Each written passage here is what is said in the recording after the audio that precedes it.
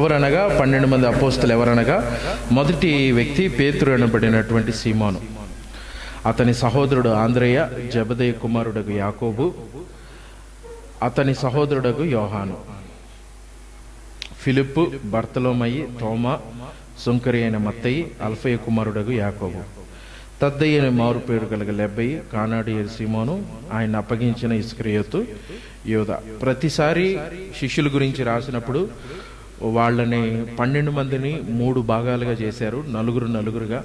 మొదటి నలుగురు ఎవరు అని అంటే యేసుక్రీస్తు వారికి దగ్గరగా ఉన్నటువంటి వ్యక్తులు.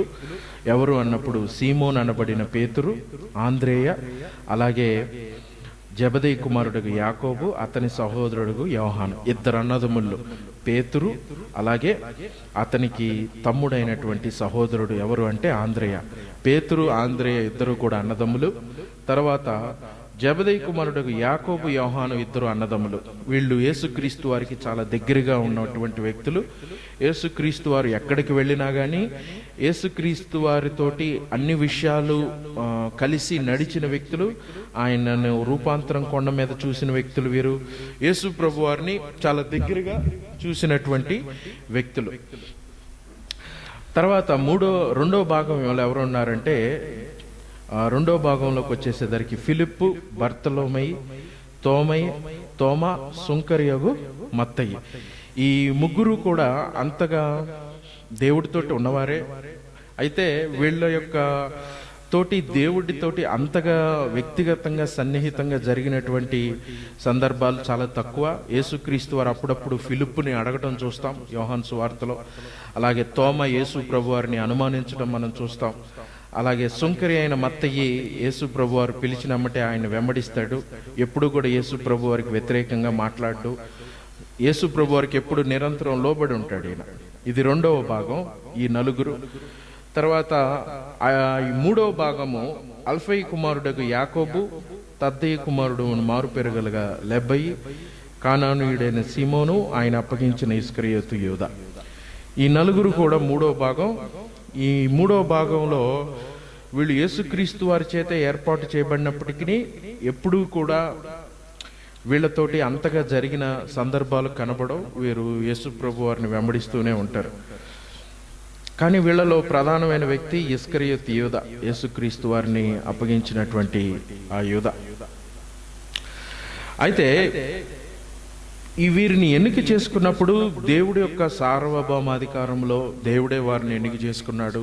వాళ్ళలో ఎటువంటి గొప్పతనం కానీ యోగ్యత కానీ లేదు. దేవుడే వారిని చూసి ఎన్నిక చేసుకున్నాడని చూసాం. అంతకుముందు వారం మాట్లాడినప్పుడు వాళ్ళకి చాలా ఆత్మీయ జ్ఞానం లేదు, వాళ్ళకి విశ్వాసం లేదు, వాళ్ళకి ఒకళ్ళ మీద ఒకళ్ళకి గర్వం ఉంది, తగ్గింపు లేదు. అయినా కానీ దేవుడు వారిని ఎన్నిక చేసుకున్నాడు. అలాగూ మనుషుల్ని ఎన్నిక చేసుకుంటూనే వారిలో మొదటి వాడు పేతురు అని అన్నప్పుడు ఈరోజు మనం పేతురు గురించి చూద్దాం.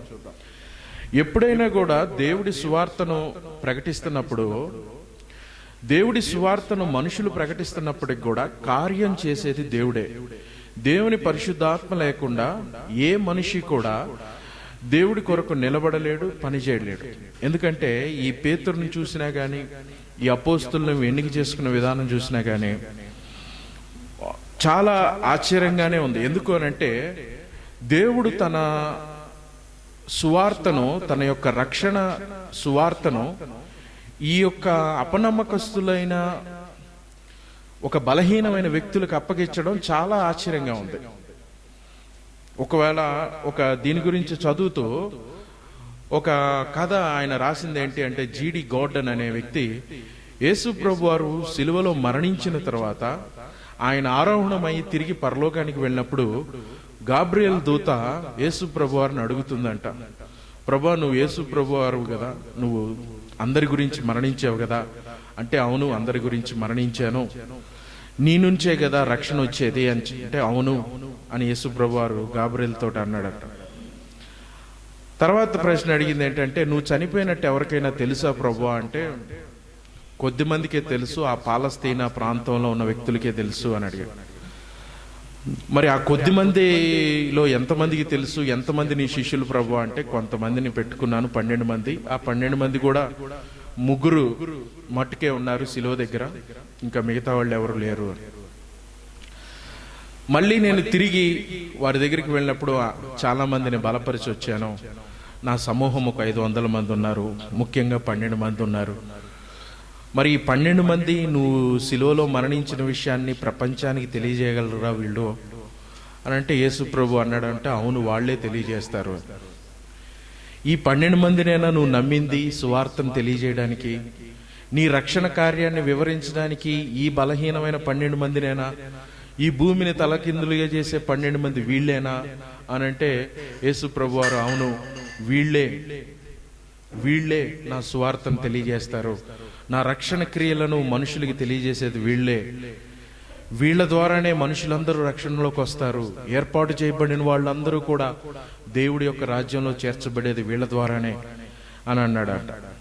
అంటే 12 మంది శిష్యులు అన్నప్పుడు వాళ్ళు అపోస్తులుగా పిలువబడటానికి ఎంత ప్రాముఖ్యం అంటే, ఈ 12 మంది శిష్యులు వేసిన పునాది మీదే ఈ రోజున సంఘం అంతా కూడా కట్టబడ్డది. ఈ రోజున మనం నేర్చుకున్న బోధ కానీ, మన బైబిల్ కానీ అంతా కూడా వీళ్ళు చేసిన బోధ మీదే, వీళ్ళ మాట మీదే. మత్తయి రాసినటువంటి మత్తయి సువార్త మీద, మార్కు రాసిన దాని మీద, లూకా రాసిన దాని మీద, పౌలు గారు రాసిన దాని, వీళ్ళు చెప్పిన మాటలే, వీళ్ళు చేసిన క్రియలే, యేసుక్రీస్తు గురించి వీళ్ళు ఏదైతే చెప్పారో అదే ప్రపంచానికి తెలిసింది. అందుకే దేవుడు వీరు పంపబడిన వారు, వీరు అపోస్తులు అని చెప్పేసి ఆయన చెప్పడం జరిగింది. అయితే కమింగ్ టు పాయింట్, ఇక్కడ పేతురుని దేవుడు ఎన్నిక చేసుకున్నప్పుడు ఈ పేతురు చాలా దురుసైన వ్యక్తి అని చాలాసార్లు మాట్లాడతారు. అయితే దేవుడు రాజ్యానికి చాలాసార్లు ఈ పేతురు సహకరిస్తూ ఉన్నట్టే ఉన్నాడు, కానీ చాలాసార్లు కూడా తను కూడా దేవుణ్ణి అనుమానించడము, దేవుడి ఎదుట సరిగ్గా విధేయత చూపించకుండా ఉండడం మనం చూస్తాం. ఎన్ని చేసినప్పటికి కూడా దేవుడు వారి పట్ల చూపించినటువంటి ఓర్పు, వారి పట్ల చూపించినటువంటి ఆ నెమ్మది ఉంది చూసారా, అది కేవలము దేవుడే చేయగలడు, కానీ మానవులు ఏమాత్రం కూడా ఒకరి పట్ల ఒకళ్ళు చూపించలేరు. దేవుడు చూపించగలిగాడు కాబట్టి, దేవుడు వారి పట్ల ఓర్పుగా ఉన్నాడు కాబట్టి వాళ్ళు ఈ విధంగా ఉండగలుగుతూ వచ్చారు. వాస్తవానికి మొదటి నుంచి కూడా ఏ మానవుడు కూడా విధేయత చూపిస్తూ లేడు. యేసుక్రీస్తు వారి రక్షణ కార్యంలో చూస్తే ఆది నుంచి కూడా ఏ మానవుడు కూడా, నోవాహు తీసుకుంటే భూమి మీద కృపనొందినవాడు, కానీ నోవాహు ఓడలోంచి దిగిన తర్వాత కొత్త ద్రాక్షారసం తాగి మత్తుడై పడిపోయి ఉంటాడు, తను దేవుడి నామానికి అవమానంగా ఉంటాడు. అబ్రహాముని తీసుకుంటే అబ్రహాము విశ్వాసులకు తండ్రి. ఆ విశ్వాసులకు తండ్రి తన భార్య విషయంలో తను చంపుతారేమోనని భయపడి అబద్ధమాడతాడు.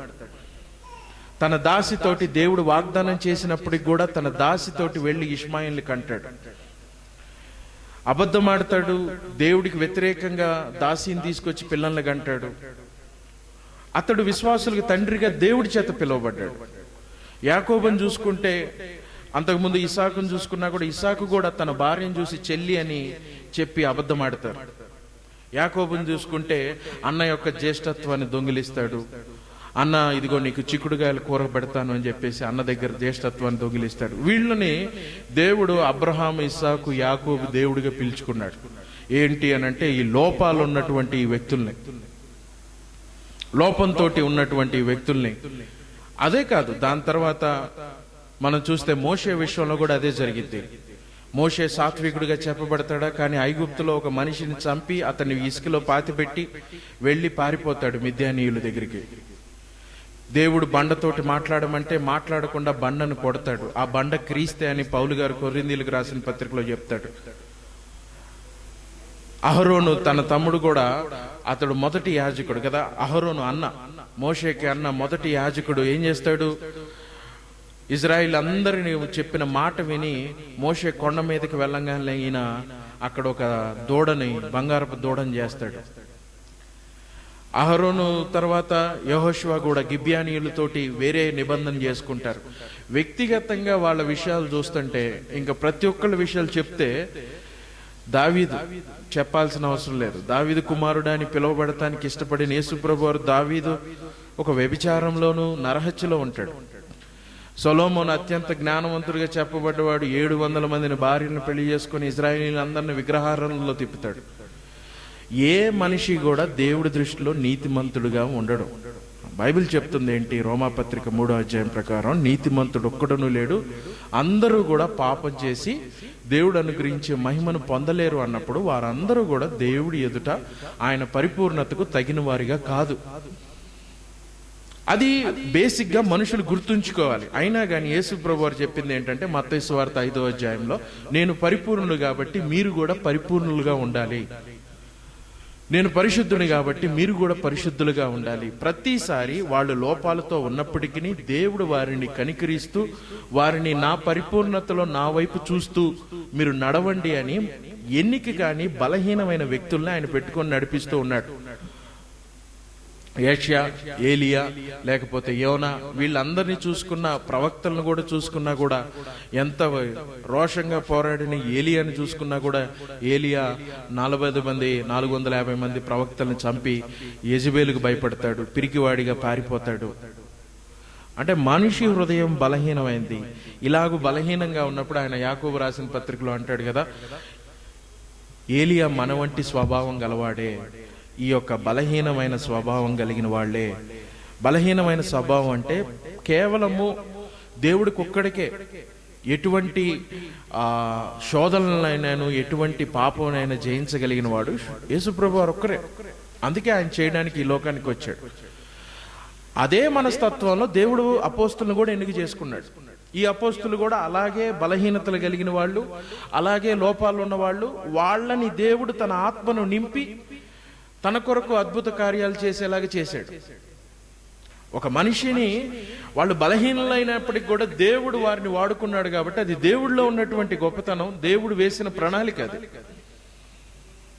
ఆయన పౌలు గారు అంటారు రోమాపత్రిక 7వ అధ్యాయం 18వ వచనం దగ్గర, ఇదిగో నా యందు మంచి ఏది నేను నివసించట్లేదని నేను ఒప్పుకుంటున్నాను. There is nothing good dwells in me. నా యందు మంచి ఏది ఉండదు అని ఒప్పుకుంటున్నాను. ఎందుకు? ఆయన క్రైస్తవుడు అయిన తర్వాత, క్రీస్తును నమ్మిన తర్వాత, విశ్వాసంలోకి వచ్చిన తర్వాత ఆయన అంటున్నాడు, నా తలంపుల విషయంలో, నా ఆలోచనల విషయంలో నేను ఎప్పుడు కూడా మంచిది ఉంటది అని నేను అనుకోలేకపోతున్నాను. నా శరీరం అంత బలహీనంగా ఉంది, అంత స్వార్థంలోకి నన్ను ఎప్పుడు నిరంతరం నడిపిస్తుంది అన్నది అక్కడ ఉద్దేశం. అయితే ఇంత బలహీనతల్లో ఉన్నప్పటికి కూడా మనిషిని దేవుడు ఆయన ప్రేమించాడు. అది ఆయన ప్రేమ అయి ఉన్నాడు కాబట్టి, ఆయన మనిషిని రక్షించాలనుకున్నాడు కాబట్టి అది దేవుడి యొక్క గొప్పతనం, మానవుడి యొక్క గొప్పతనం కాదు. ఈ పేతురుని దేవుడు చూసినప్పుడు చాలా చోట్ల ఈ పేతురు చాలా విషయాలు నేను రాసుకున్నాను. ఇక్కడ చూడండి, పేతురు గురించి వ్యక్తిగతంగా చూసినప్పుడు పేతురు ఆయన మొట్టమొదటిగా రాసినప్పుడు పేతురు ఇక్కడ చూస్తే యేసుప్రభు వారితో ఎక్కువ సమయం గడిపిన వాడు ఈ పేతురే. ఎంతగా అంటే ఇంచుమించు ఈ క్రొత్త నిబంధనలో యేసుప్రభు వారి తర్వాత ఎవరి పేరన్నా రాయబడ్డదా అంటే అది పేతురు పేరే. ఆయన కాన్స్టెంట్ గా యేసుప్రభు వారితో ఉన్నాడు, యేసుప్రభు వారిని ప్రశ్నలు వేస్తూ ఉన్నాడు. మత్తయి సువార్త 15వ అధ్యాయం దగ్గర యేసుప్రభు వారిని ప్రశ్నలు వేస్తాడు, ప్రభువా ఈ ఉపమానం యొక్క భావం మాకు చెప్పు అని యేసుప్రభు వారిని అడిగేది ఈయనే. పేతురు నిరంతరము యేసుప్రభు వారితో ఉండటమే కాదు, ఎక్కువ యేసుప్రభు వారి చేత గద్దించబడ్డది కూడా పేతురే. అలాగే ఎక్కువ సార్లు యేసుప్రభు వారిని ఒప్పుకున్నది, అలాగే యేసుప్రభు వారిని కాదని, నేను ఈయనెవరో నాకు తెలియదు అని ఒట్టు పెట్టుకొని తాను శపించుకొని పక్కకి వెళ్ళిపోయింది కూడా పేతురే. అండ్ ఈ పేతురే అందరికంటే ఎక్కువగా కొనియాడబడ్డాడు. ఇదిగో పేతురు, నీ విశ్వాసం గొప్పది అని నీళ్ల మీద నడిచినప్పుడు, దేవా నేను నీతో పాటు నీళ్లతో నడుస్తానన్నప్పుడు దేవుడు అతన్ని పట్టుకొని బలపరుస్తూ వచ్చాడు. అదే పేతురుని దేవుడే ఎక్కువ సార్లు నువ్వు అపవాది చేత నడిపించబడుతున్నావు, నువ్వు సాతాను వలె ఉన్నావని, దేవుడి రాజ్యానికి అడ్డుగా ఉన్నావని అదే పేతురుని దేవుడు గద్దించడం కూడా చూస్తాం. ఇక్కడ చూస్తే మెయిన్ విషయాల్లోకి వస్తే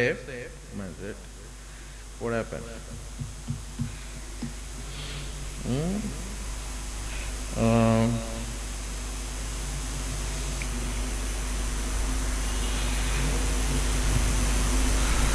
happened? Lord. ఒక నిమిషం. మనము యేసు ప్రభు వారి గురించి మాట్లాడుతూ ఈ పేతురు మాట్లాడినప్పుడు ఎలాంటి విషయాలు మాట్లాడాడు అన్నది ఇక్కడ చూద్దాం. మత్తయి సువార్త 16వ అధ్యాయంలో మొట్టమొదటిగా యేసు ప్రభు వారి గురించి మాట్లాడుతూ యేసు ప్రభు వారి యొక్క దైవత్వం గురించి ఆయన ఒప్పుకొని యేసు ప్రభు వారి యొక్క దైవత్వాన్ని ఒప్పుకొని ఆయన్ని గణపరిచినటువంటి వ్యక్తి ఈ యొక్క పేతురు గారు. మత్తయి సువార్త 16వ అధ్యాయం దగ్గర 21 మనం చూడొచ్చు. 16వ అధ్యాయం దగ్గర 16వ అధ్యాయం దగ్గర నుంచి చూస్తే యేసు ప్రభు వారు శిష్యులందరినీ ఒక ప్రశ్న అడిగినప్పుడు పేతురు చెప్తున్నటువంటి సమాధానం చూడండి ఏమంటున్నాడో. అందుకు సీమోను పేతురు, నీవు సజీవుడైన దేవుని కుమారుడైన, అందుకు ఆయన, మీరైతే నేను ఎవడనని చెప్పుకొనుచున్నాను అని అడిగను. అందుకు సీమోను పేతురు, నీవు సజీవుడగు దేవుని కుమారుడైన క్రీస్తు అని చెప్పెను. అందుకు యేసు, సీమోను బర్యోనా, నీవు ధన్యుడువు, పరలోకమందు నా తండ్రి ఈ సంగతులు నీకు బయలుపరచలేను గాని నరులు నీకు బయలుపరచలేదు. నీవు పేతురువు, ఈ బండ మీద నా సంఘమును కట్టుదురు, పాతాళలోకి ద్వారములు దాని ఎదుట నిలవేరనని నేను నీతో చెప్పుచున్నాను. పరలోక రాజ్యం యొక్క తాళపు చెవులు నీకిచ్చేదను. నీవు భూలోకమందు దేన్ని బంధింపుదువో అది పరలోకమందు బంధింపబడును, భూలోకమందు దేన్ని విప్పుదువో అది పరలోకమందు విప్పబడునని అతనితో చెప్పాను. ఇక్కడ చూడండి, దేవుడు అంటున్నాడు, పరలోకపు యొక్క తాళపు చెవులు నేను నీకు ఇస్తాను, నీకు బయలుపరి. దేవుడు, ఇట్స్ అ వెరీ హానర్, చాలా గొప్ప విషయం. యేసు ప్రభు వారు ఒక వ్యక్తికి నీకు నేను పరలోకపు తాళపు చెవులు ఇస్తాను అన్నప్పుడు అక్కడ దానికి ప్రవచనంగా ముందు ఉన్నటువంటి విషయం ఏంటి అని అంటే, పరలోకము నుండి ఒక దర్శనాన్ని పేతురు చూస్తాడు అపోస్తుల కార్యంలో. ఆ దర్శనములో సమస్త రకాలైనటువంటి జీవులు ఆ యొక్క పాత్రలోంచి రావటం, వాటిని చూసినప్పుడు దేవుడు పేతురుతోటి మాట్లాడతాడు. ఏమని అనంటే, నువ్వు వెళ్ళి వాటిని భుజించి తిను అని అంటాడు. అపవిత్రమైనటువంటి జంతువుల్ని నేను తినలేను, నేను యూదుడు అన్నప్పుడు దేవుడు పరిశుద్ధపరిచాడు, నువ్వు తినవచ్చును అని. అంటే సువార్తను అన్ని జనులకి, యూదులకి తెలియజేయడానికి దేవుడు ముందుగా అపోస్తులుడైన పేతురుతోటి మాట్లాడుతూ చెప్పినటువంటి సందర్భం అది. పాతాళంలోంచి నైనను లేకపోతే పరలోకానికైనా వెళ్ళడానికి మార్గం క్రీస్తు ఒక్కడే, అది మనుషుల చేతిలో లేదు. కానీ సువార్తను తెలియజేసే పక్షంలో మొట్టమొదటిగా దేవుడు పేతురికి ఆ విషయాన్ని తెలియజేస్తాడు. మనం అపోస్తుల కార్యంలో దాన్ని చూద్దాం. అయితే ముందు ఇక్కడ చూడండి కొన్ని విషయాలు. యేసు, నువ్వు సజీవుడైన అందుకు సీమోను 16వ వచనంలో, నీవు సీమోను పేతురువు, నీవు సజీవుడైన దేవుని కుమారుడు అని క్రీస్తుతోటి చెప్పాను. నువ్వు సజీవుడైన దేవుని కుమారుడు అయిన క్రీస్తు అని చెప్పాడు. యేసు క్రీస్తు వారిని మెస్సయ్యగాను, క్రీస్తు అని చెప్పడం అంటే మామూలు విషయం కాదు. అది కూడా క్రీస్తు అన్నప్పుడు ఇక యూదులకి ఈయనే, సర్వలోకాలకి రక్షకుడు ఈయనే అని మొట్టమొదటిగా చెప్పింది పేతురు. కానీ దాన్ని బయలుపరిచింది పేతురికి దేవుడే అతనికి బయలుపరిచాడు కాబట్టి అది చెప్పగలిగాడు. అది దేవుడి ప్రణాళికలో పేతురు ఆదిమ వ్యక్తిగాను సంఘ నాయకుడిగాను ఆయన పెడుతూ వచ్చాడు. అది పేతురు గొప్పతనం కాదు. ఎందుకంటే యేసు ప్రభువు తర్వాతే అంటున్నాడు, పరలోకమందున నా తండ్రి ఈ సంగతి నీకు బయలుపరిచిన గాని నీకు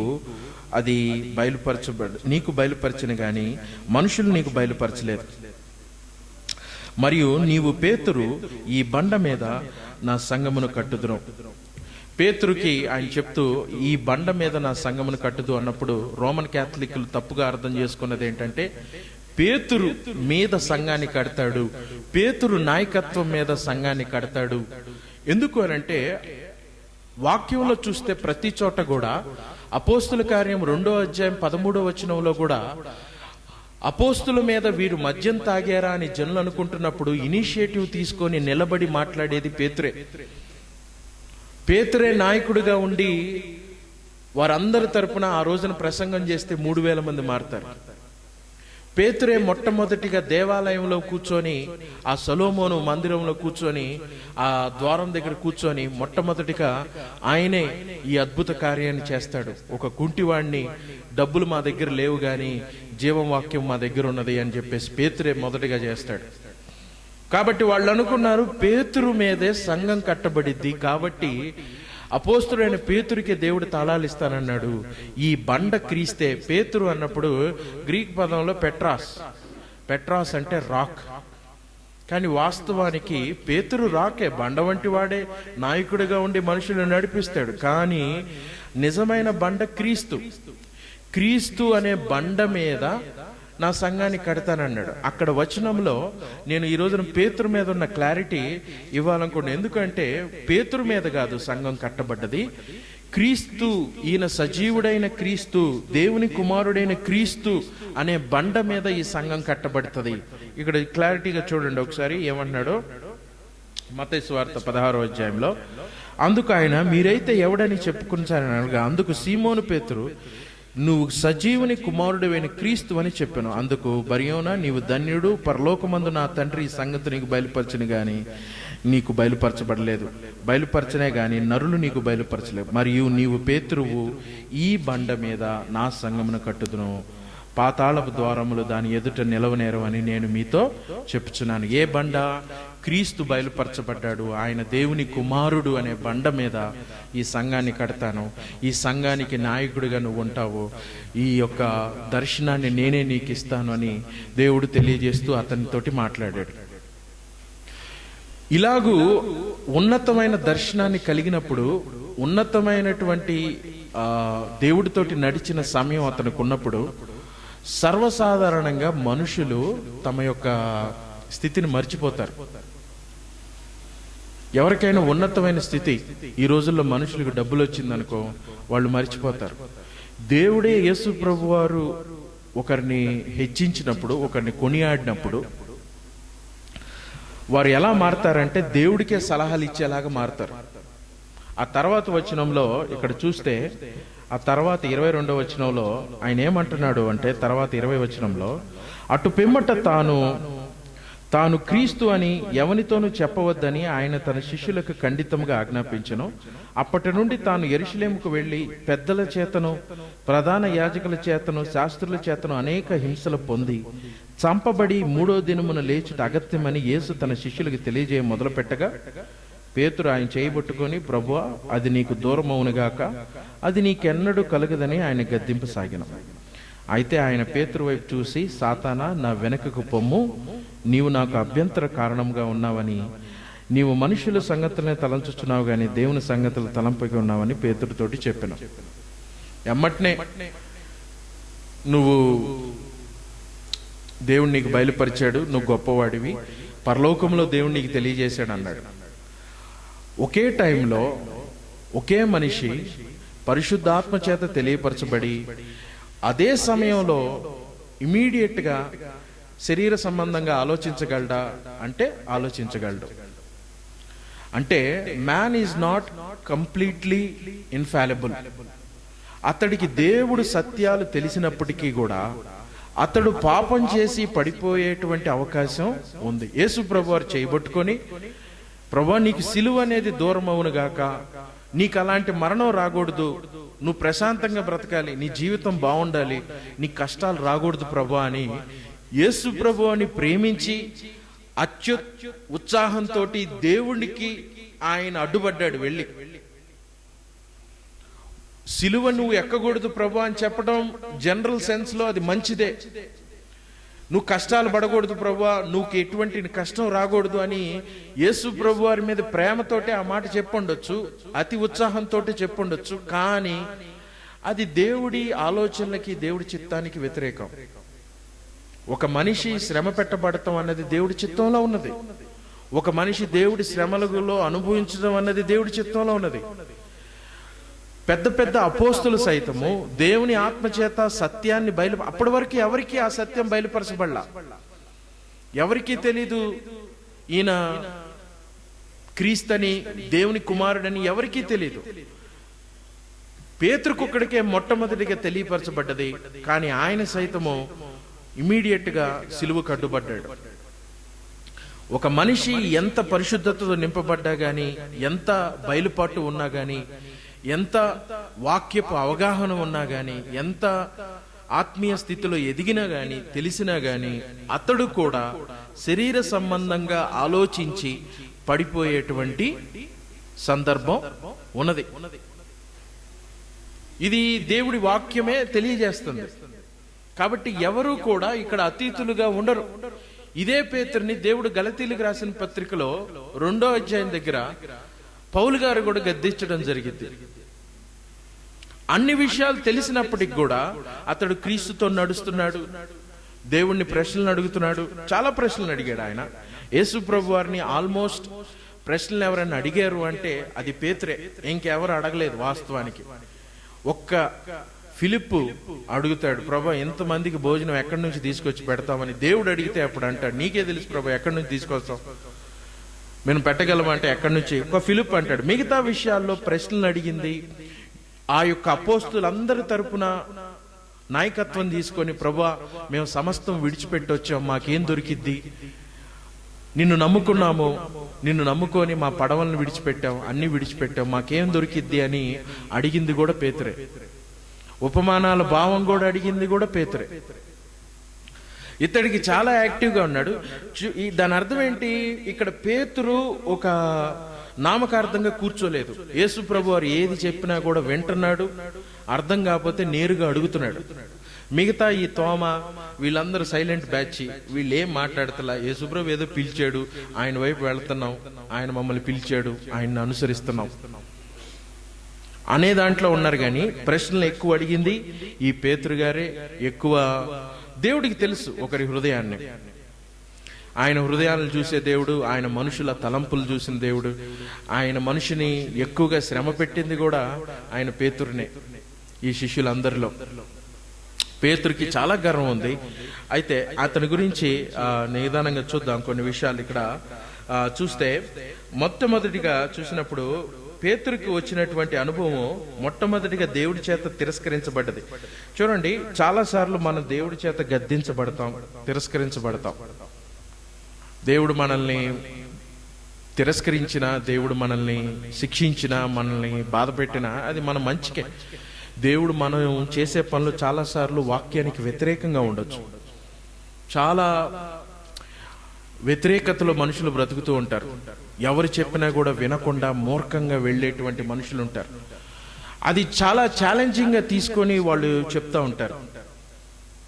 దేవుడే అప్పుడు చాలాసార్లు వాటిని గద్దిస్తాడు, పట్టుకొని ఇదిగో నువ్వు అలా ఉండకూడదు అని చెప్పేసి దేవుడే చేయబట్టుకొని వాడిని గద్దించడం జరిగింది. అది అలా గద్దించినప్పుడే అట్ ద సేమ్ టైం దేవుడు పేతురుని నాయకుడిగా నియమించడం, వచ్చి నన్ను వెంబడించు, నా సేవకుడిగా ఉండు, నా మందను కాపాడు, నా మందను పోషించు అని పేతురుకి దేవుడు గట్టిగా చెప్పడం మనం చూస్తాం.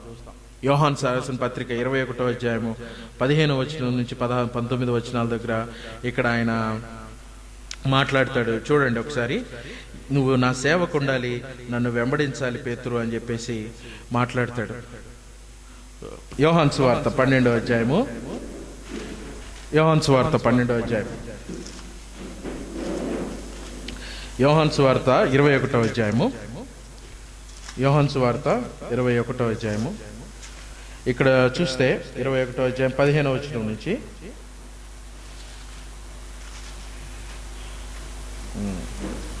21:15 నుంచి తీసిన వాళ్ళు చదవండి.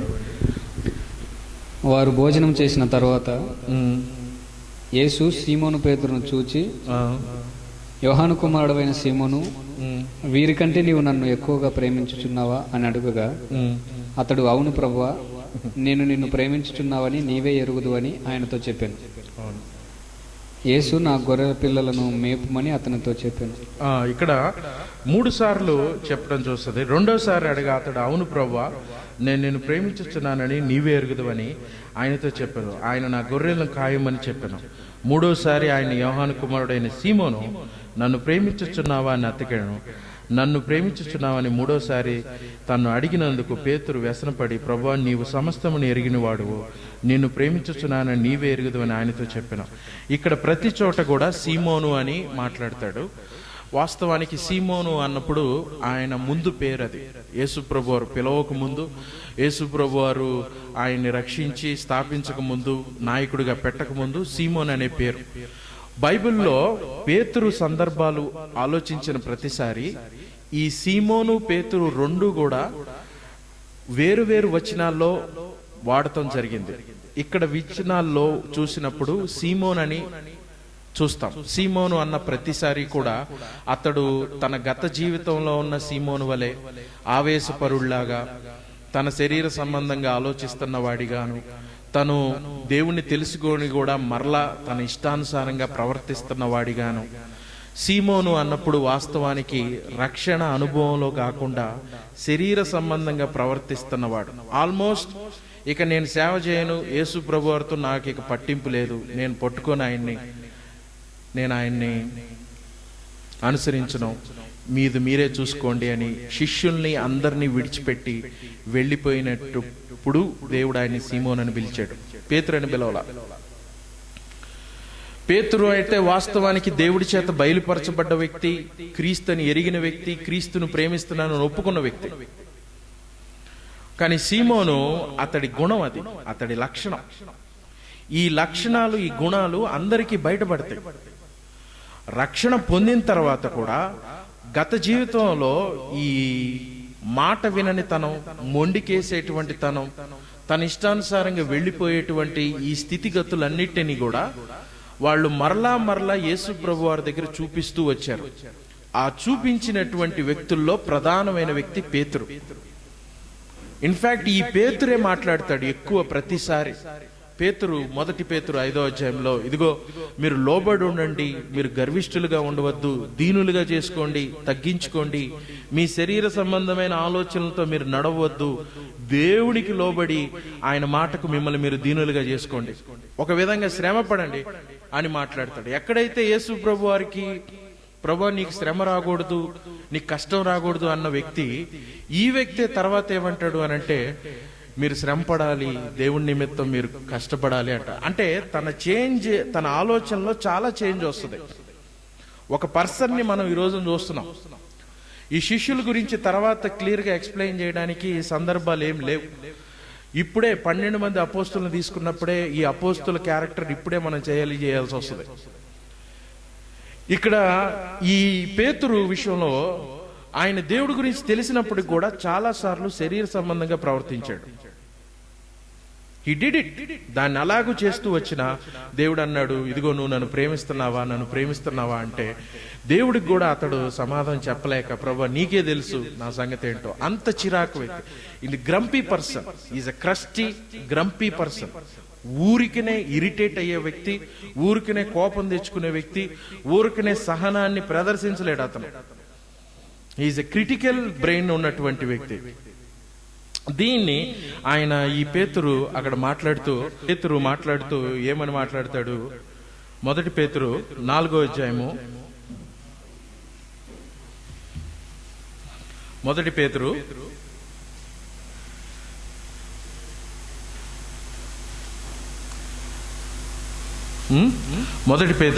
4వ అధ్యాయము 12-13 వచనాలు చూడండి ఒకసారి.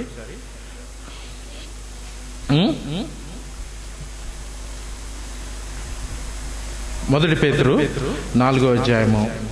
ప్రియులారా, మిమ్మల్ని శోధించుటకు మీకు కలుగుచున్న అగ్ని వంటి మహాశ్రమను గూర్చి మీకేదో ఒక వింత సంభవించినట్లు ఆశ్చర్యపడకుడి.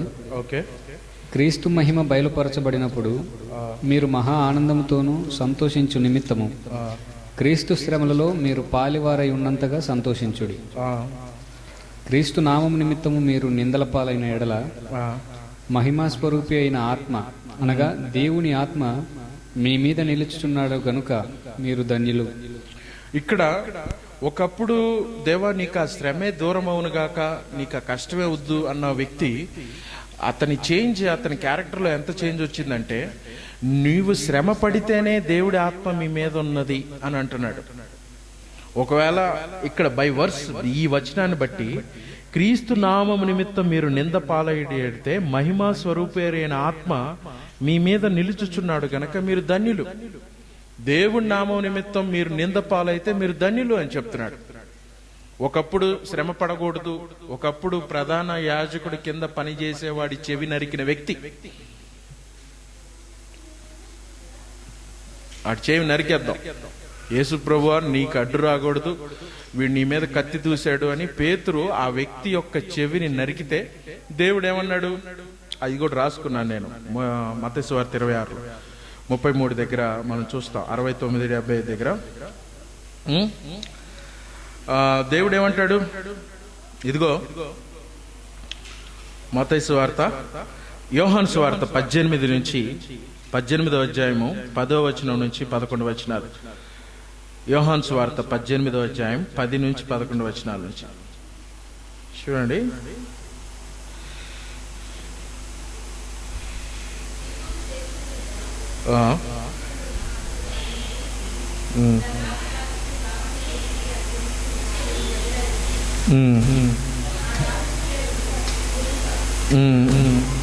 ఈ సీమోను పేతురు కత్తి ఉన్నందున అతడు దానిని దూసి ప్రధాన యాజకుని దాసిని కొట్టి ఇచ్చేశాడు. ఒక కొట్టిన వ్యక్తి ఇప్పుడేమంటున్నాడు? మొదటి పేతురు దగ్గర 4వ అధ్యాయం దగ్గర ఏమంటున్నాడు?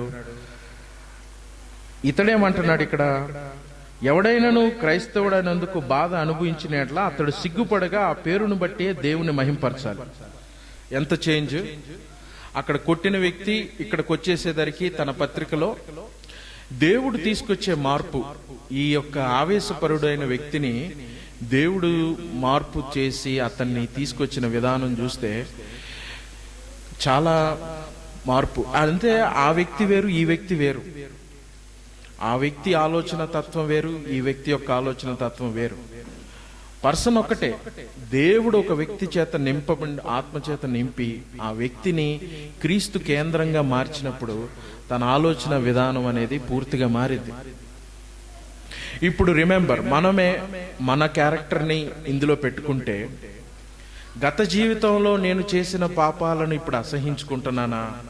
గత జీవితంలో నాకు ఆవేశం వచ్చినట్టు ఇప్పుడు కూడా నేను అదే విధంగా నా తత్వాన్ని, విధానాన్ని చూపిస్తున్నానా? ఒక పాపం విషయంలో తప్పితే గత జీవితంలో నేను వ్యవహరించిన విధానము, నా కుటుంబంతో ప్రవర్తించిన విధానం, ఇప్పుడు కూడా అదే విధానం ఇప్పుడు నేను ప్రవర్తిస్తున్నానా అని పెట్టి చూసుకుంటే, ఒక మనిషిని పేతురు యొక్క స్థానంలో ఏ మనిషి కూడా తన యొక్క స్థితిని బట్టి తాను నిలబడలేడు. ఎందుకంటే దేవుడొక్కడే పరిపూర్ణుడని అర్థమవుతుంది, ప్రభువా నేను బలహీనుడని అర్థమవుతుంది. నా జీవితం చూస్తే ఎల్లప్పుడూ కూడా దేవుడి ఎదుట అది ఎంతో కొంత తగ్గినదిగానే ఉంటుంది. కానీ భయపడాల్సిన అవసరం లేదు. మన నీతిని బట్టి కాదు, క్రీస్తు మనకు ఉత్తరవాదిగా ఉన్నాడు. మన పాపముల నిమిత్తం ఆయన నిరంతరం ప్రధాన యాజకుడిగా ఉన్నాడు. ఆయన మోసాడు. పరిపూర్ణత నాది కాదు, క్రీస్తుది అని పేతురు చూడగలిగాడు కాబట్టి ఆయన నిలబడగలిగాడు. లేకపోతే ఏ మనిషి కూడా నిలబడలేడు. యేసు ప్రభు వారిని నీవు క్రీస్తుని కుమారుడు అని చెప్పిన వ్యక్తి ఈయనెవరో నాకు తెలియదు అని ఒట్టు పెట్టుకుంటున్నప్పుడు, ఒక చిన్నపిల్లకు భయపడి యేసు ప్రభు ఎవరో నాకు తెలియదు అని 3 సార్లు ఒట్టు పెట్టుకున్నాడు. ఈ వ్యక్తి ఏ విధంగా మళ్ళీ దేవుడి దగ్గరికి వెళ్ళి ప్రభువా నేను నిన్ను ప్రేమిస్తున్నానని చెప్పగలడు? అది ఇంపాసిబుల్ కదా. ఏదన్నా కష్టం వస్తే ఆ వ్యక్తి మనస్తత్వం నువ్వు అక్కడ బయటపడింది. కానీ దేవుడు అతన్ని చూసిన విధానం ఏంటి? అతడి దగ్గర ఎటువంటి స్థితి లేదు. అతడు పరిశుద్ధాత్మతో బయలుపరచబడి ఆ రోజున ప్రవచించాడు, సౌలు కూడా. కానీ తర్వాత తప్పిపోయాడు. చాలా మంది పరిశుద్ధాత్మ చేత నింపబడి బోధించారు. ఈ 12 మందిని ఆయన దెయ్యములు వెళ్ళగొట్టి అధికారం ఇచ్చినప్పుడు యూదా ఇస్కరియోతుకు కూడా ఇచ్చాడు. యూదా ఇస్కరియోతు కూడా అద్భుతాలు, స్వస్థతలు చేశాడు. కానీ యూదా ఇస్కరియోతుకి క్రీస్తు గురించి తెలియదు. తాను పాపినని గుర్తించాడు. నేను నీతిమంతుడిని అప్పగించానని ఒప్పుకున్నాడు. కానీ క్రీస్తు దగ్గరికి రావటం తనకు తెలియదు. నా నీతి కాదు నన్ను రక్షించేది, క్రీస్తు నీతి నన్ను రక్షించిద్ది, నా యోగ్యత కాదు ఆయనదని పేతురు వలె యూదా ఇస్కరియోతుకి అర్థం కాల. ఈవెన్ దో పేతురు చాలా యాక్టివ్గా ఉన్నప్పటికీ, చాలాసార్లు తిట్టులు తిన్నప్పటికి కూడా ఆయనకి క్రీస్తు దగ్గరికి పరిగెత్తడం అర్థమైంది. ఎక్కడా డిప్రెస్ అయిపోలా. సాతాను అంటాడు, ఇక నువ్వు పని చేయలేవు, నువ్వు వల్ల కాదు, నువ్వు నిలబడలేవు అని అనుకుంటున్నప్పుడు యేసుప్రభు వారు అన్నారు, లేదు, ఇది మీ వల్ల కలిగేది కాదు, నా ఆత్మ చేత నేను మీ యందు కార్యాలు చేస్తాను. నువ్వు నీరసించిపోవాల్సిన అవసరం లేదు, నువ్వు పడిపోవడం అవసరం లేదు, నువ్వు దిగులు పడాల్సిన అవసరం లేదు. నా ఎదుగురా, క్రీస్తు ఎదుగురా, ఆయన నీకు విశ్రాంతిని కలుగజేస్తాడు. అంతే కదా జనులందరి ముందు. ఎందుకు అని అంటే ఈ వచనంలో ఆయన మత్తయి సువార్త 26వ అధ్యాయం దగ్గర ఒక మాట మాట్లాడతాడు యేసు ప్రభు వారితో పేతురు. మత్తయి సువార్త 26వ అధ్యాయము 33 దగ్గర, మత్తయి సువార్త 26:33 దగ్గర ఒకటి చూడండి. ఇక్కడ ఒక మాట మాట్లాడుతున్నాడు 26వ అధ్యాయము 33 దగ్గర. అందుకు పేతురు, ఇక్కడ ఒక మాట యేసు ప్రభు వారు సత్యం మాట్లాడతారు. 30వ వచనం చూడండి. అంతట వారు కీర్తన పాడి ఒలివ కొండకు వెళ్ళిరి. అప్పుడు యేసు వారిని చూచి, ఈ రాత్రి మీరందరూ నా విషయమై అభ్యంతరపడెదరు. ఎలయనగా ఇంగ్లీష్లో you will be scattered, you will be scattered, you will be offended. ఎందుకు అని అంటే ఈ లేఖనం ప్రకారం ఇది నెరవేర్చబడాలి. గొర్రెల కాపరిని కొట్టెదను, మందలో గొర్రెలు చెదిరిపోవును అని వ్రాయబడి ఉన్నది కదా. నేను లేచిన తర్వాత మీకంటే ముందుగా గలిలీకి వెళ్ళెదను. అందుకు పేతురు, నీ విషయమై అందరూ అభ్యంతరపడినాను, నేను ఎప్పుడునూ అభ్యంతరపడినని ఆయనతో చెప్పగా, యేసు అతను చూచి, ఈ రాత్రి కోడి కూయకు మునిపే నీవు నన్ను ఎరుగుదు అని ముమ్మారు చెప్పేదవని నీతో నిశ్చయముగా చెప్తున్నాను. పేతురు ఆయనను చూచి, నేను నీతో కూడా చావవలసి వచ్చినను నిన్ను ఎరుగనని చెప్పెను. అందుకు ఆ ప్రకారం అదే ప్రకారము శిష్యులందరూ అనిరి. ప్రభువా, లేఖనం ప్రకారం నెరవేర్చాల్సి వచ్చినప్పటికీ వీళ్ళందరూ పారిపోయినా నేను పారిపోను, నేనుంటా నీతోటి. మనం చాలాసార్లు కమిట్మెంట్లు ఇస్తాం కదా, వీళ్ళు చాలా మంది మోసం చేసి చెప్తారు. అనకూడదు, పర్సనల్ విషయాలు తీసుకురాకూడదా? ఒక్కోసారి చెప్పాలనిపిస్తుంది నాకు. ఎందుకు అని అంటే మా నాన్న ఉన్నాడు ఎప్పుడు, నేను మిమ్మల్ని ఎప్పుడు విడిచిపెట్టను, మిమ్మల్ని ఎప్పుడు విడిచిపెట్టను, నా కుటుంబాన్ని నేను ఎప్పుడు విడిచిపెట్టను, నా కుటుంబం నేను ప్రేమ, నా కుటుంబాన్ని, నా భార్యని నేను ఎంతో ప్రేమిస్తున్నాను అన్న వ్యక్తి చాలాసార్లు హాస్పిటల్లో సీరియస్ కండిషన్లో లివర్ కిడ్నీలు ఫెయిల్యూర్ అయిపోయి ఒళ్ళంతా నీరు వచ్చి ఉన్నప్పుడు నేను ఒక్కడనే బెడ్ పక్కన నుంచున్నాను. నేను అప్పుడు 15 సంవత్సరాలు ఉన్నాను. నిజంగా మనుషులు నేను నిన్ను ప్రేమిస్తున్నాను, చావు అయినా నిన్ను విడవను అనేలాగా చేతుల్లో చెప్పినప్పుడు నమ్మకండి, అవి వేస్ట్. ఏవి సత్యం అని అంటే క్రియలతోటి చూపించినప్పుడు మనుషుల నోటితోటి ఎన్నైనా మాట్లాడతారు, కానీ క్రియలతోటి అది కనబడాలి. పేతురు, ప్రభువా వీళ్ళందరూ విడిచిపెట్టినా నేను నిన్ను విడిచిపెట్టను, నేను నిన్ను విడిచిపెట్టను, వీళ్ళందరినీ కొట్టినా నేను విడిచిపెట్టను. సీ హౌ ఎక్స్టెంపోర్, ఎంత అందరూ సైలెంట్గా ఉంటే ఆయన ఒక్కడే అలా మాట్లాడితే ఎలా ఉంటది? శిష్యులందరూ అనుకుంటారు, వీడేంది కొంచెం, ఈయనేంది ఎక్కువగా మాట్లాడుతున్నాడు, ఈయన నిజమేనా, మాకంటే ఈయన కరెక్టా, ఏమోలే అయి ఉండొచ్చు, మనకెందుకు, యేసు ప్రభు క్రీస్తు అని ఒప్పుకున్నాడు, ఈయన క్రీస్తు అయి ఉండొచ్చు, ఈయనకి తెలిసేమో యేసు ప్రభు వారు అని ఒప్పుకున్నాడు కదా, ఈయన అందరికీ తెలుసు కదా. కానీ తర్వాత 69-75 వచనాల్లో ఇక్కడ జరిగేది చూస్తే 69-75 వరకు వచనాలు కనుక చూస్తే 26 ఇక్కడ చూస్తే ఈ పేతురు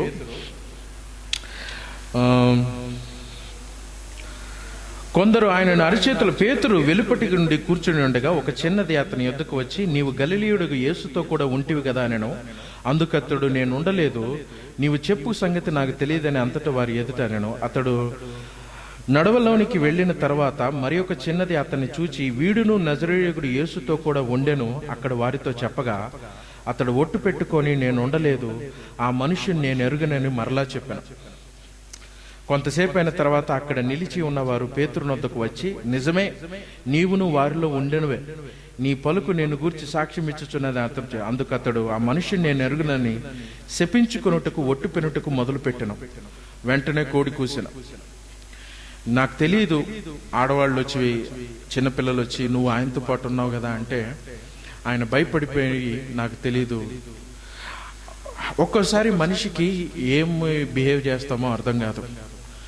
అది ఎలాంటి టెన్షన్ అంటే, యేసుప్రభు వారిని ఉన్నపాటున వచ్చి పట్టుకొని కొట్టుకుంటూ తీసుకువెళ్తే వీరందరూ కూడా శిష్యులందరూ ఎటోళ్ళు అటు పారిపోతే మా మీదకి మరణం వచ్చేసింది అన్న భయంలో ఉన్నారు. దీన్ని ఒక విధంగా చెప్పాలి అంటే పానిక్ అటాక్స్. భయంతో చాలా మంది చనిపోతారు కూడా. యేసుప్రభు వారికి జరిగింది ఆ రోజున సిలువలో ఎంతగా అంటే ఎమోషనల్ స్ట్రెస్, అలాంటి కండిషన్ ఉంది. రక్తం కూడా చెమటలా మారేటువంటి కండిషన్లు ఉన్నవి, మెడికల్ టర్మ్స్ లో ఉన్నవి. అలాంటి జరుగుతుంది. మనిషి స్ట్రెస్ అయిపోయి బాగా ఆలోచించి రక్తనాళాలు పగిలేంతగా ఉన్నప్పుడు వాళ్ళకి పక్షవాయువు వస్తుంది. చాలాసార్లు ఇలాంటి స్ట్రెస్ టైంలో నాకు ఈ పరిస్థితులు ఎదురైనాయి చాలా చోట్ల. ఇది పేతురనే కాదు, చాలా మందికి ఇవి ఎదురవుతాయి. ఎప్పుడు ఎదురవుతాయి ఇలాంటి పరిస్థితులు అంటే, మనం ఆరాధన చేసుకుంటున్నప్పుడు ఎవడైనా ఒక గుంపు, ఒక 100 మంది గుంపు, అటొక గుంపు ఇటొక గుంపు వచ్చి జై శ్రీరామ్ అని అరోరుస్తూ అనండ్రా లేకపోతే మిమ్మల్ని కొడతామని పిల్లల్ని కొడతాం ఇది చేస్తే అప్పుడు నిజంగా లేదు, నువ్వు కొట్టినా పర్లేదు, క్రీస్తు ఒక్కడే దేవుడు అని ఎవరు అంటారు? ఎవరు నిలబడతారు? చాలా మంది ఆ టైంలో ఎలా ఉంటారంటే, సర్లే పో తర్వాత చూసుకుందాం అని మనుషులు సైలెంట్ అయిపోతారు. కానీ అలాంటి పరిస్థితే ఇది పేతురికి. నువ్వు క్రీస్తుతోటి ఒప్పుకుంటే క్రీస్తుతో పాటు నిన్ను కూడా తీసుకెళ్లి మనుషులందరి ముందు నిలబెట్టి నిన్ను కూడా కొడతారు. ఇప్పుడు కరడాలతోటి నిన్ను కూడా సిలువ వేస్తారు, నిన్ను కూడా చంపే అవకాశం ఉంది. మరణం మీదకి వచ్చినప్పుడు అతడు ఎవరిని ప్రేమించాడంటే తన్ను తానే ప్రేమించుకున్నాడు. ఈ రోజుల్లో చాలా మంది క్రిస్టియన్స్ మరణం మీదకి వచ్చిన దేవుడికి కంప్లీట్ గా తను అప్పగించుకునే సమయం వచ్చినప్పుడు చాలా మంది వెనక్కి వెళ్ళిపోతారు. నిజమైన క్రిస్టియన్ ఎప్పుడు కూడా to the point of death. మరి ఈ పేతురు నిజమైన క్రిస్టియన్ కాదా? He is. అతడికి పరిశుద్ధాత్మ చేత అప్పటికి ఇంకా నింపబడలేదు సంపూర్ణంగా. 2 అధ్యాయాల తర్వాత అపోస్తుల కార్యంలో కొద్ది రోజుల తర్వాత ఆయన ధైర్యంగా నిలబడి నువ్వు చంపినా పర్లేదని అంటాడు. ఇదే వ్యక్తి దేవుడు అతన్ని నింపినప్పుడు, దేవుడు అతన్ని బలపరిచినప్పుడు అతడు ధైర్యంగా నిలబడతాడు. కానీ తన సొంతగా తాను ఆలోచించి తనేదో యుద్ధం చేయగలడు, తనేదో సంపూర్ణంగా తన భక్తిని కొనసాగించగలడు, దేవుణ్ణి కాపాడగలడు అని తను అనుకున్నప్పుడు పూర్తిగా విఫలమైపోయాడు. క్రిస్టియానిటీ దేవుడు ముందుగానే చెప్పాడు యోవేలు గ్రంథంలో, ఇది నా ఆత్మ చేతను జరిగిస్తాను కానీ శక్తి చేతనైనను బలం చేతను కాదు. దేవుడు ఆత్మ చేత ఆయన ఈ యొక్క మట్టి ఘటాలను నింపి తన మహిమను వెల్లడిపరుస్తాడు. ఏ మట్టి ఘటాలు? ఈ మట్టి ఘటాలే, ద వెజల్స్ ఫర్ క్రైస్ట్. 1 కొరింథీయులకు రాసిన పత్రిక 2 కొరింథీయులు 5వ అధ్యాయంలో అంటారు, క్రీస్తు యొక్క మహిమ ఈ బలహీనమైన ఘటాలు ఈ మనుషుల యందు ప్రదర్శించబడుతుంది.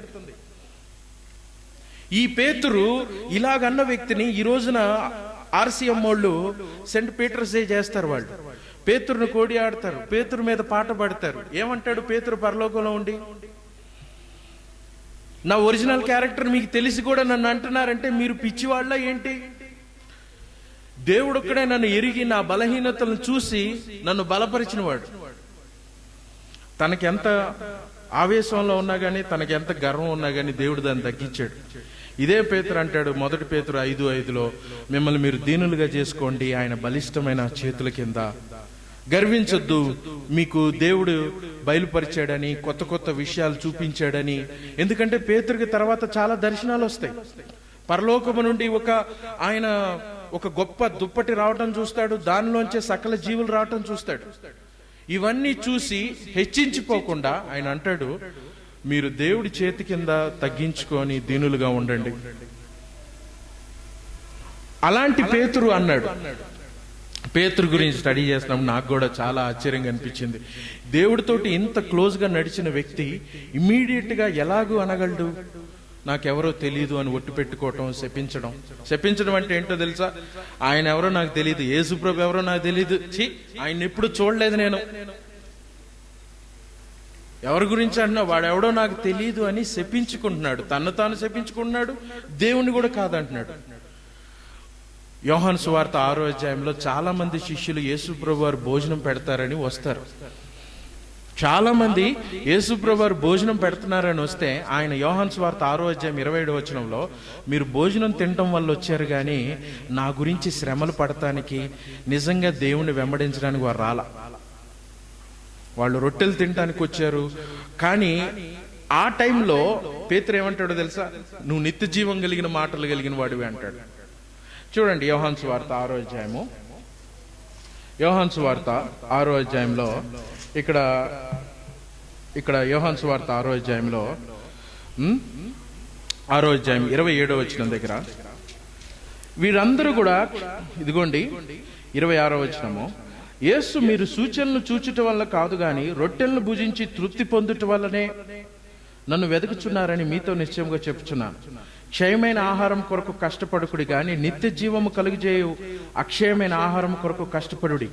మనుష్య కుమారుడు దాన్ని మీకు ఇచ్చును, ఇందుకై తండ్రి అయిన దేవుడు ఆయన ముద్ర వేసి ఉన్నాడు. ఈ ఆహారం కోసం మీరు రొట్టెలు తినడానికి వచ్చారు నా దగ్గరికి అని మనుషుల్ని ఆయన పెట్టి పంపించేస్తాడు.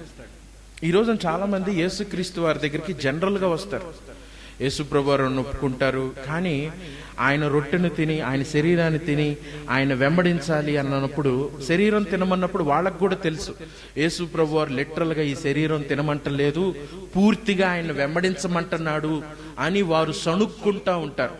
ఇక్కడ ఆ వచనం తర్వాత ఇక్కడ కనపడుతుంది 56వ వచనం దగ్గర, ఆ 57వ వచనం దగ్గర, 60వ వచనం దగ్గర ఆయన మాట్లాడతాడు. ఇదిగోండి, ఎవడు వినగలడని చెప్పుకుండ్రి. 60వ వచనం దగ్గర, 60వ వచనం, ఆయన శిష్యుల్లో అనేకులు ఈ మాట విని ఇది కఠినమైన మాట, ఇది ఎవడు వినగలడని చెప్పుకొనిరి. యేసు తన శిష్యులను దీని గురించి సణుగుకొనుచున్నారని తనకు తాను తిరిగి వారితో ఇట్లా అన్నాడు, దీనివల్ల మీరు అభ్యంతరపడుచున్నారా? వాళ్ళు సనుక్కున్నారు. వాళ్ళేం పూర్తిగా ఈయన మాంసం తినమంటున్నాడు అని వాళ్ళేమనలేదు. వాళ్ళకి ఆలోచనలతోటి సనుక్కోవడం అన్నప్పుడు ఇంగ్లీష్లో దే ఆర్ డిస్కసింగ్, వాళ్ళల్లో వాళ్ళు దాని గురించి ఆలోచించుకుంటున్నారు, వాదించుకుంటున్నారు. అదై ఉండిద్దిలే, ఆయన ఒరిజినల్ గా తినమనలేదు, ఆయన ఉద్దేశం ఆయన్ని వెంబడించమని, ఆయన్నే అనుసరించమని చెప్తున్నాడు. మోషే ధర్మశాస్త్రాన్ని విడిచిపెట్టమంటున్నాడు, ఈయన నమ్ముకుంటే చాలంట నిత్య జీవం వచ్చిద్దంట, ఈయన వైపు చూస్తే చాలంట రక్షణ వచ్చిద్దంట. అదెలా కుదిరిద్ది? మన మోషే ధర్మశాస్త్రాన్ని, మన ప్రవక్తలు వీళ్ళందరిని ఎలా విడిచిపెడతాం? క్రీస్తుని ఎలాగూ సంపూర్ణంగా లోబడతాం మనం అని వాళ్ళలో అనుకుంటున్నప్పుడు యేసు వారు వారికి చెప్పింది ఇదిగోండి, ఆయన వారికి చెప్పిన సమాధానం ఇదిగోండి, ఆత్మయే జీవించబడుచున్నది, మనుష్య కుమారుడు మునుపు చోటికి ఎక్కుట మీరు చూచిన ఎడల ఏమందరు? ఆత్మయే జీవింపుచున్నది, శరీరం కేవలం నిష్ప్రయోజనం. నేను మీతో చెప్పి ఉన్న ఈ మాటలు ఆత్మనై జీవమై ఉన్నవి. నేను ఆత్మ సంబంధంగా మాట్లాడుతున్నాను, నేను చెప్పుచున్నవి ఇవి జీవమును కలిగించేటువంటి మాటలు. ఇమ్మీడియట్ గా ఆయన కూడా క్లారిఫై చేశాడు, నేను చెప్పుతున్నవి ఆత్మ సంబంధమైనవి. ఈ ఆత్మ సంబంధమైన మాటలు మీరు ఇస్తే, మీరు అనుసరిస్తే బ్రతుకుతారు. దానికి చాలా మంది చేసిన పని ఏంటి అని అంటే, తర్వాత చూడండి, తర్వాత వారు చేసిన పని ఏంటి అని అంటే 66, అప్పటి నుండి ఆయన శిష్యుల్లో అనేకులు వెనక్కి తీసి మరి ఎన్నడూ ఆయన వెంబడింపలేదు. కాబట్టి యేసు మీరు కూడా వెలుపలి ఉన్నారా అని 12 మందిని అడగగా 68లో పేతురు వచ్చాడు. సీమోను పేతురు, ప్రభా ఎవని యొద్దకు వెళ్ళుదుము? నీవే నిత్య జీవపు మాటలు గలవాడివి, నీవు పరిశుద్ధుడివి, మేము విశ్వసించి ఎరిగి ఉన్నామని ఆయనతోటి చెప్పాను. అందుకు యేసు, నేను మేము 12 మందిని ఏర్పరచుకోలేదా? మీలో ఒకడు సాతాను అని వారితో చెప్పాను. యేసు ప్రభు అన్నాడు, ప్రభా నీతోనే మేము వెంబడిస్తాం, నీతోనే మేము ఉంటాం. ఫుల్ కమిటెడ్గా యేసు ప్రభు అని వెంబడించాల్సి వచ్చినప్పుడు పేతురు నిలబడ్డాడు. యేసు ప్రభు చెప్పిన మాటని తీసుకుంటాను నేను అని నిలబడ్డ వ్యక్తి ఆయన. No compromise. పడవను వదిలేశాడు, తన చేపల పనిని వదిలేశాడు, తన పనిని. ఆ రోజుల్లో పడవ అన్నప్పుడు అది కూడా చదివితే, పడవ ఇంచుమించుగా ఒక మిడిల్ ఇన్కమ్ కాదు, అది కొద్దిగా హయ్యర్ మిడిల్ క్లాస్ వ్యక్తులకే అది ఉంటది సొంత పడవ. వీళ్ళకి సొంత పడవలు ఉన్నాయి, సొంత వలలు ఉన్నవి. సొంత పడవలు సొంత వలవలు కలిగి ఉండడం అన్నది వాళ్ళకి కొంత ఆస్తే.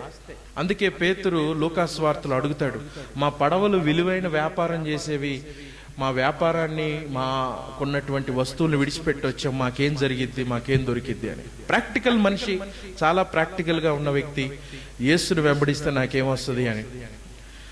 ఆయన ఒక విధంగా చెప్పాలి అని అంటే ఆయన ధనవంతుడు కాకపోయినా కొంచెము అబవ్ మిడిల్ క్లాస్లో మంచిగా బ్రతుకుతున్న వ్యక్తి యేసును వెంబడించకపోతే ఆయనకి ఏ సమస్యలు రావు. ఆయన బ్రతుకుతే ఆయనకి సుఖంగా ఉంటాడు. కానీ క్రీస్తును ఒప్పుకొని వెంబడించిన వ్యక్తి. ఇది చాలాసార్లు మనం అందరం కూడా వ్యక్తిగతంగా ఆలోచించుకుంటే యేసును వెంబడించాల్సి వచ్చినప్పుడు కొన్ని సమాజానికి అభ్యంతరం కలిగించే పరిస్థితుల్లో మనం ఉండాల్సి వస్తుంది. యేసును నమ్ముకున్నప్పుడు వీడు క్రిస్టియనా అని అంటే చాలా మంది దాన్ని చెప్పడానికి ఇష్టపడరు. క్రిస్టియన్ అని బయటకు చెప్పకుండా సైలెంట్గా కూర్చొని ఉంటారు. చాలా మంది బైబిళ్ళు కూడా లోపల పెట్టేసుకొని కనబడకుండా. నాకు తెలిసిన వ్యక్తి ఉన్నాడు ఆఫీస్లో, నా క్యాస్ట్ చెప్పను, నా రిలీజను చెప్పను, ఎందుకంటే క్రిస్టియన్ అని తెలిస్తే నన్ను తక్కువ చూపు చూస్తారని. కానీ పేతురు అలా లేడు. ఆయన సంగతి బాగా తెలుసు. ఆయన దేవుణ్ణి నమ్ముకున్నానని నేరుగా అందరికీ బోధించిన వ్యక్తి, మాట్లాడిన వ్యక్తి. అందరూ నేను విడిచిపెట్టను ప్రభు, అదే కాన్ఫిడెన్స్ తోటి అక్కడ తర్వాత అన్నట్టున్నాడు, అందరూ విడిచిపెట్టినా నేను నిన్ను విడిచిపెట్టను ప్రభు అని. కానీ విడిచిపెట్టాల్సి వచ్చింది, భయపడ్డాడు. మనుషులకి భయాలు ఉంటవి. ఇతడు అపోస్తుడు.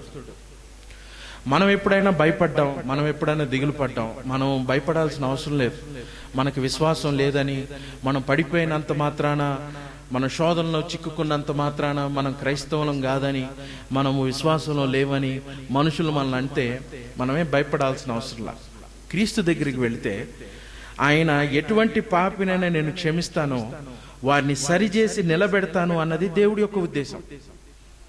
ప్రజలు ఎప్పుడైనా చెప్తారు, ఒకవేళ పేతురు పక్కన ఈ 12 మంది ఉంటే అంటారు, బాబు పేతురు నువ్వు చాలాసార్లు ఇది చేసేవలయ్యా అని. పేతురు అంటాడు, కనీసం నేను దేవుడితో ఉన్నాను, పశ్చాత్తాపడ్డాను, మీ సంగతి ఏంటి అని అంటాడు. ఏ మనిషి కూడా పూర్తిగా సంపూర్తిగా నిలబడగలిగితే తనంతట తాను, క్రీస్తు ఎందుకు, ఇంకా క్రీస్తు ఎందుకు, ఆయన దగ్గరికి వెళ్ళే అవకాశం ఏముంటది? దేవుడికి తెలుసు వీళ్ళు బలహీనమైన వ్యక్తులే, కానీ నా వారు, నేను మిమ్మల్ని ఏర్పాటు చేసుకున్నాను, వీళ్ళని ఎవరూ కూడా నా దగ్గర నుంచి తీసివేయలేరు, నేను వీళ్ళని ఏర్పాటు చేసుకున్నాను. ఆది నుండి కూడా దేవుడు తన కొరకు ప్రజల్ని ఏర్పాటు చేసుకుంటూ వచ్చాడు. ఈ రోజున నన్ను దేవుడు ఏర్పాటు చేసుకుంటే మనకి ఎలా ఉంటది అంటే, నా పాపములు కాదు దేవుడు చూస్తుంది, సిలువలో క్రీస్తుని చూస్తున్నాడు. నేను క్రీస్తు వైపు చూస్తే ఆయన అంటాడు కదా, అరణ్యంలో మోషేను సర్పాన్ని పైకెత్తినప్పుడు ఆ సర్పమును చూసి మీరు రక్షణ పొందండి.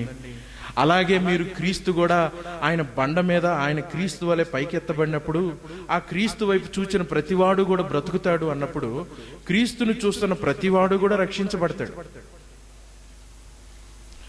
రక్షించబడటమే కాదు, వాడు నిలబెట్టబడతాడు, వాడు ముందుకు కొనసాగించబడతాడు. ఇది దేవుడిచ్చినటువంటి వాగ్దానం క్రైస్తవులకి, ఆయన బిడ్డలకి. క్రీస్తు నందున్న వాడికి ఏ శిక్ష విధి లేదు. It is not in us, మనలో కాదు. మనలో మన వైపు చూసుకుంటే, పేతురు తన వైపు చూసుకుంటే తల దిగజారిపోవాల్సిన వాడిది. కానీ పేతురు తన వైపు చూడలేదు, అతడు క్రీస్తు వైపు చూశాడు. ఆఖరిగా అతడు ఒక మాటను చెప్పడం చూస్తుంది. అది ఏంటి అని అంటే, 2 పేతురు 3వ అధ్యాయంలో ఈ వ్యక్తి మాట్లాడుతూ ఇక్కడ ఒక మాటను మాట్లాడతాడు. 2 పేతురు 3వ అధ్యాయం దగ్గర 18వ వచనం దగ్గర ఆయన మాట్లాడతాడు. ఏమని మాట్లాడతాడు అని అంటే,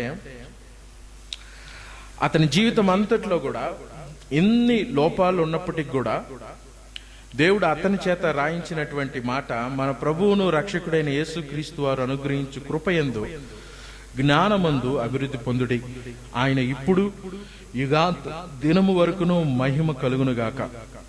ఆమేన్. ఈ పేతురు ఆయన మాట్లాడుతూ మన ప్రభువును మన రక్షకుడైన యేసుక్రీస్తు ఆ పత్రిక ఆఖరిలో తన సంఘానికి చెప్తూ రాస్తున్న మాట ఏంటి అని అంటే, మన ప్రభు రక్షకుడైన యేసుక్రీస్తు అనుగ్రహించు కృపయందు జ్ఞానమందు అభివృద్ధి పొందుడి. కృపయందు జ్ఞానమందు అభివృద్ధి పొందడం అన్నప్పుడు క్రీస్తును గురించిన జ్ఞానము లేకపోతే ఈ వ్యక్తులు ఎటు తిరుగుతారు అంటే తాను రక్షించబడ్డాడు అని, తాను నూతన వ్యక్తిగా ఉన్నవాడని మర్చిపోయి మరలా తన పాపపు జీవితం వైపు వెళ్ళేటువంటి అవకాశం ఉంది. క్రీస్తును గురించిన జ్ఞానము విశ్వాసిలో ఎప్పుడూ లోతుగా ఉండాలి. ఆ క్రీస్తు జ్ఞానము గనక లేకపోతే, ఇదిగో క్రీస్తు ఎవరు? నిరంతరము నా నిమిత్తం బలియాగమై వచ్చిన వ్యక్తి. ఆయన్ని చూస్తే చాలు కదా, నా నీతి ఏముంది ఇక్కడ, నా గొప్పతనం ఏముంది?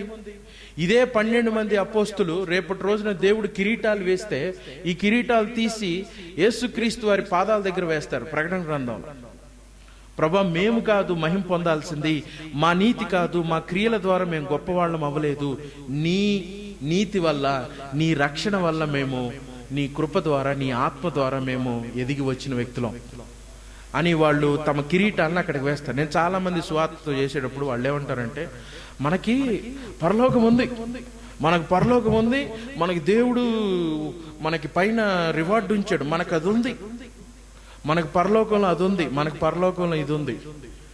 వాస్తవానికి ఇన్ జనరల్గా, ప్రభా నేను అర్హుని కాదు, నీ పరలోకానికి నేను అర్హుని కాదు, నా నీతి ఏమీ లేదు ప్రభా, నీ కృపయే అని ఆ చెప్పే మనుషులు మీకు త్వరగా దొరకరు. నాకు నేను ఇంత పని చేశాను కాబట్టి నాకు దేవుడు పరలోకంలో వారసత్వం పెడతాడు. నిజమా? నిజమా? నీ పనిని బట్ట, క్రీస్తులో ఉన్నటువంటి శిలువ మరణంలో ఉన్నటువంటి విమోచన బట్ట, క్రీస్తులో ఉన్నటువంటి విమోచన బట్టి, క్రీస్తునందు విశ్వసించిన వాడు బ్రతుకుతాడు. అది క్రీస్తును బట్టే. అపోస్తలుడైన పేతురు రేపటి రోజున ఇదిగో ఇది నా గొప్పతనం వల్ల జరిగిందని ఎక్కడ చెప్పడు ఆయన. అదే పేతురు అంటాడు, మిమ్మల్ని మీరు ఒకరినొకరు ప్రేమించుకోండి, ఒకరినొకరి పట్ల ఏ విధంగా దీన మనస్సు, విచ్ ఇస్ చాలా మందికి ఇది ఉండదు. ఎప్పుడు కూడా నా నీతి క్రియలు, నా మంచి పనులు, నా గొప్పతనం నేను చెప్తూ ఉంటే ఏ విధంగా దీన మనసు ఉంటుంది? దీన మనసు అనేది ఉండదు. వాస్తవానికి ఆ సెల్ఫ్ విల్డ్ అనేది చాలా ప్రమాదం. ఆయన తీతుకు రాసిన పత్రిక 1వ అధ్యాయం 6వ 7వ వచనం దగ్గర మాట్లాడతాడు, ఇదిగో స్వేచ్ఛాపరుడు అనేవాడు దేవుడి యొక్క సంఘాన్ని నిర్వహణ చేయడానికి అతడు యోగ్యుడు కాదు. స్వేచ్ఛాపరుడు అన్నప్పుడు అక్కడ మాట్లాడిన పదం ఏంటి అంటే సెల్ఫ్ విల్డ్. తన ఇష్టం వచ్చిన ఆలోచనలతోటి తనకు అనుకున్న దాన్ని బట్టి వెళ్ళేటువంటి వ్యక్తి వాస్తవానికి దేవుడి వాక్యానికి అతడు లోబడి ఉండలేడు. అందుకే ఆయన అంటాడు, స్వేచ్ఛాపరుడు కాదు, నువ్వు వృద్ధుడు అయినప్పుడు నిన్ను మోసుకొని పోతారు పేతురు, నువ్వు మరణిస్తావు, నిన్ను సిలువ ఎక్కుతావు అని ఆయన చెప్పడం జరిగింది. పేతురుకి దేవుడు ముందుగా అన్ని తెలియజేస్తూ సిద్ధపరుస్తూ వచ్చాడు. ఇదిగో పేతురు నువ్వు శ్రమ పడాలి అన్నప్పుడు ఆయన అపోస్తులుగా మారిన తర్వాత ఆయన శ్రమ పడటం జరిగింది. సంఘం నిమిత్తం ఎక్లీషియల్ ఆర్డర్స్ అని రైటింగ్స్ ఉంటాయి సంఘ చరిత్రలో. ఆ సంఘ చరిత్రలో పేతురు గురించి రాసినప్పుడు ఏమని రాశారంటే, పేతురుని అతని భార్యని ఇద్దరిని కలిపి సిలువ వేస్తారు. ఇద్దరిని కలిపి సిలువ వేస్తున్నప్పుడు అతని భార్యను ముందుగా సిలువ వేస్తారు. అతని భార్యను ముందుగా సిలువ వేసినప్పుడు పేతురు ఆవిడ కాళ్ళ దగ్గర ఉండి, remember the lord, remember the lord, క్రీస్తును జ్ఞాపకం చేసుకో, క్రీస్తును జ్ఞాపకం చేసుకో, మన నిమిత్తం సిలువలో మరణించిన క్రీస్తును జ్ఞాపకం చేసుకో అని ఆవిడ పాదాల దగ్గర పడి ఏడుస్తూ జ్ఞాపకం చేస్తూ ఉంటాడు. ఆవిడకి అలా చెప్తూ ఉండగా ఆవిడ కొంతసేపటికి ఆవిడ చనిపోతూ ఉన్నప్పుడు ఈయన శరీరం మీద ఉన్న తోలును ఒలుస్తూ ఉంటారు. అలాగూ ఈయన తోలు ఒలిపించుకుంటూనే క్రీస్తును జ్ఞాపకం చేసుకో, క్రీస్తును జ్ఞాపకం చేసుకుంటూ ఉన్నప్పుడు ఆవిడ చనిపోయేది. తర్వాత ఈయనలో కొనవుపరిగా ఉన్నప్పుడు ఈయన్ని ఏమంటారంటే, నిన్ను కూడా సిలువ వేస్తున్నావంటే నన్ను ఇలా వేయొద్దు, నన్ను తలకిందులుగా సిలువ వేయండి, నా ప్రభువు వలె చంపబడుటకు నేను అర్హుని కాదు అని అంటాడు. అండ్ రిమెంబర్, ఈ వ్యక్తి క్రీస్తును ఒకప్పుడు కాదన్న వ్యక్తి, క్రీస్తును మోసగించిన వ్యక్తి, కానీ ఈ రోజున క్రీస్తు కొరకు చంపబడడానికి, సిద్ధపరచబడటానికి ఆయన ముందుకు వెళ్ళాడు. కంప్లీట్ చేంజ్ ఉంది. Complete change. ఎంత చేంజ్ అంటే అది మానవ సంబంధమైన చేంజ్ కాదు, దేవుడే పరిశుద్ధాత్మ చేత వారిలో కార్యాలు చేసి వారిని నిలబెట్టాడు. ఇట్ ఈజ్ మహిమ ఘనత ప్రభువునికే, దేవుడికే చెల్లిద్దది. బ్యానర్ కడితే పేతురుకి కట్టాలేమో, పేతురుకి కూడా కట్టడం ఎందుకు? ఆయన అంటాడు ఆయన వ్యక్తిగత జీవితాలు చూసినప్పుడు. కానీ మన పాస్టర్ కట్టుకుంటాడు కదా పెద్ద బ్యానరు, ఆయనకి, ఆయన భార్యకి, ఆయన పిల్లలకి, అందరికీ క్యాలెండర్ మీద ఫోటోలు. వీళ్ళు ఆత్మచేత నింపబడిన వ్యక్తులు కదా, బయలుపాటు ఉన్న వ్యక్తులు కదా, మహిమతోటి ఉన్న వ్యక్తులు కదా, లోపంలో ఉన్న వ్యక్తులు కాదు కదా, పరిశుద్ధులు కదా, ఘనమైన వ్యక్తులు కదా. అందుకని వీరిని పూజిద్దాం, మనం వీరిని హెచ్చిద్దాం, వీరిని మా దేవుడితో పాటు సమానంగా పెడదాం. లేదు, పేతురు సమస్తము దేవుడికే మహిమ, నేను కాదు, నా యందు క్రీస్తు. ఇది పౌలు గారు చెప్పిన పని అదే. అపోస్తుల్ని అర్థం చేసుకున్న వాళ్ళు, అపోస్తుల్ని చూసిన వ్యక్తులు క్రీస్తు దగ్గరికి వెళ్ళారు. మన వైపు మనం చూసుకున్నాం అనుకోండి, పర్ఫెక్ట్గా ఉండాలి అని. మీ పరలోకపు తండ్రి పరిపూర్ణుడు కాబట్టి మీరు పరిపూర్ణులుగా ఉండాలి. ఉంటామా? ఎంత పరిపూర్ణంగా ఉంటాం?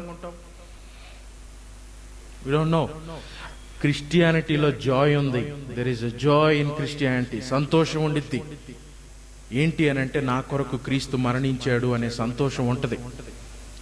ఆ ఆనందం గనక మన హృదయాల్లో లేకుండా, ఎప్పుడు గనక మనమే చేయాలి, మనమే ముందుకు వెళ్ళాలని మనం ప్రయాసపడుతూ మన వైపు మనం చూసుకున్నామంటే చాలా నిరుత్సాహం వచ్చిద్ది, మనం నిలబడలే. దేవుడు ఎంతో జాలి కలిగిన వాడు అన్నప్పుడు మనల్ని కొనసాగించడం ఆయన జాలిలో ప్రధానమైన భాగం.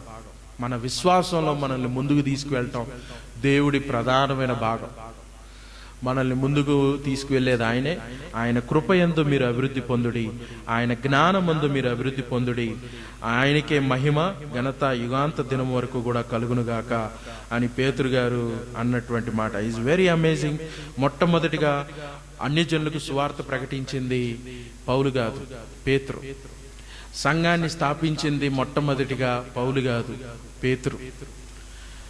మొట్టమొదటిగా మనుషులందరి తరపున, విశ్వాసులందరి తరపున పశ్చాత్తాపడి మారు మనసు పొందుడి అని ప్రసంగం చేసిందే పేతురే.